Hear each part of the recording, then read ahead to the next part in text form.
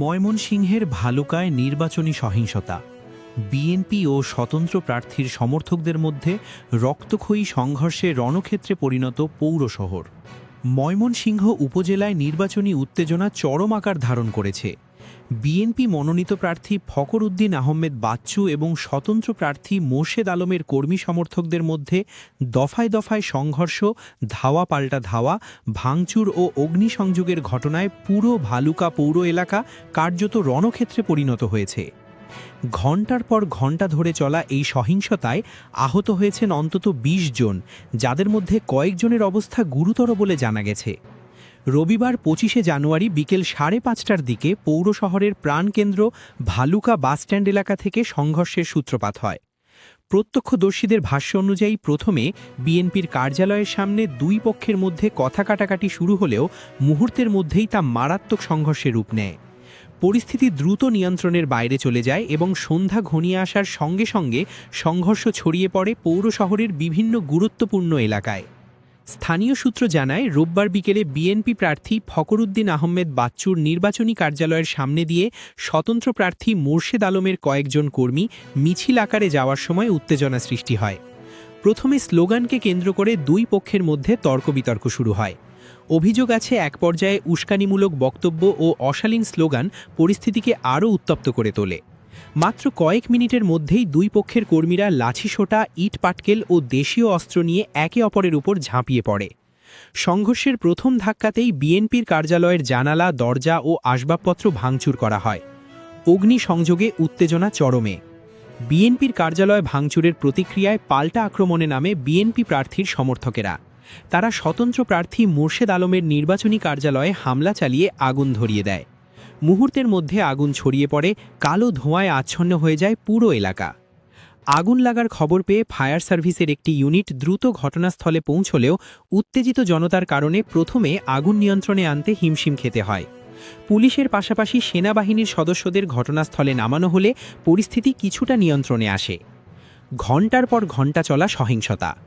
স্থানীয় বাসিন্দারা জানান, বিকেল ৫:৩০টা থেকে শুরু হওয়া সংঘর্ষ দফায় দফায় চলে রাত ৮টা পর্যন্ত। কখনো বাসস্ট্যান্ড, কখনো বাজার এলাকা, আবার কখনো আবাসিক মহল্লায় সংঘর্ষ ছড়িয়ে পড়ে। আতঙ্কে মানুষ ঘরবন্দি হয়ে পড়ে, দোকানপাট বন্ধ করে দেয় ব্যবসায়ীরা। এক প্রত্যক্ষদর্শী বলেন, আমি জীবনে এমন ভয়ঙ্কর পরিস্থিতি দেখিনি। চারদিকে শুধু চিৎকার, ইট ছোড়াছুড়ি আর আগুন। মনে হচ্ছিল যুদ্ধ শুরু হয়ে গেছে। আহতদের অবস্থা।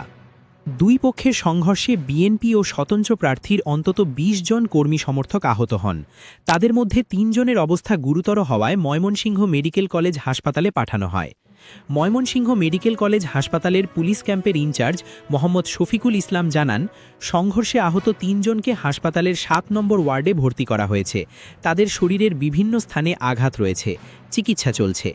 হাসপাতাল সূত্রে জানা গেছে, আহতদের মধ্যে মাথায় ও হাতে গুরুতর জখম রয়েছে।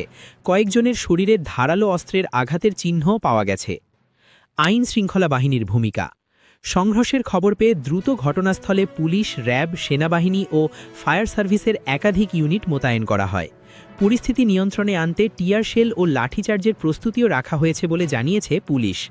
ময়মনসিংহের অতিরিক্ত পুলিশ সুপার মোহাম্মদ আবদুল্লাহ আল মামুন বলেন, এলাকায় অতিরিক্ত পুলিশ মোতায়েন করা হয়েছে। পরিস্থিতি এখন নিয়ন্ত্রণে রয়েছে। সংঘর্ষের ঘটনায় জড়িতদের শনাক্ত করে আইনগত ব্যবস্থা নেওয়া হবে।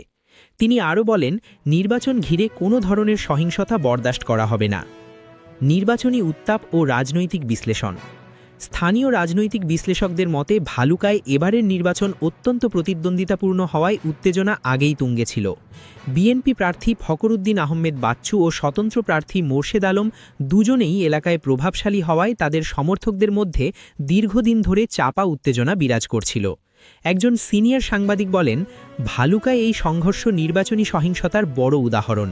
প্রশাসনের আগাম প্রস্তুতি থাকলে হয়তো এমন পরিস্থিতি এড়ানো যেত। সাধারণ মানুষের আতঙ্ক। সংঘর্ষের কারণে সাধারণ মানুষ চরম আতঙ্কে পড়েছেন। সন্ধ্যার পর পুরো পৌর শহর কার্যত অচল হয়ে পড়ে। গণপরিবহন চলাচল বন্ধ হয়ে যায়। স্কুল কলেজের শিক্ষার্থীরা নিরাপত্তাহীনতায় ভোগে। এক দোকানদার বলেন, ভোট এলেই আমরা দোকান বন্ধ করতে বাধ্য হই। জানি না কখন কার অফিসে আগুন লাগে, কখন কে হামলার শিকার হয়। সামনে কি? প্রশাসনের পক্ষ থেকে বলা হয়েছে পরিস্থিতি নিয়ন্ত্রণে রাখতে এলাকায় অতিরিক্ত নিরাপত্তা ব্যবস্থা জোরদার করা হয়েছে। তবে স্থানীয়দের আশঙ্কা নির্বাচনের দিন যত ঘনিয়ে আসবে উত্তেজনাও তত বাড়তে পারে। রাজনৈতিক বিশ্লেষকদের মতে অবিলম্বে সংলাপ ও কঠোর আইন প্রয়োগ না হলে ভালুকার পরিস্থিতি আরও ভয়ঙ্কর রূপ নিতে পারে। ময়মনসিংহের ভালুকায় বিএনপি ও স্বতন্ত্র প্রার্থীর সমর্থকদের সংঘর্ষ শুধু একটি বিচ্ছিন্ন ঘটনা নয়, এটি দেশের চলমান রাজনৈতিক সহিংসতারই প্রতিচ্ছবি।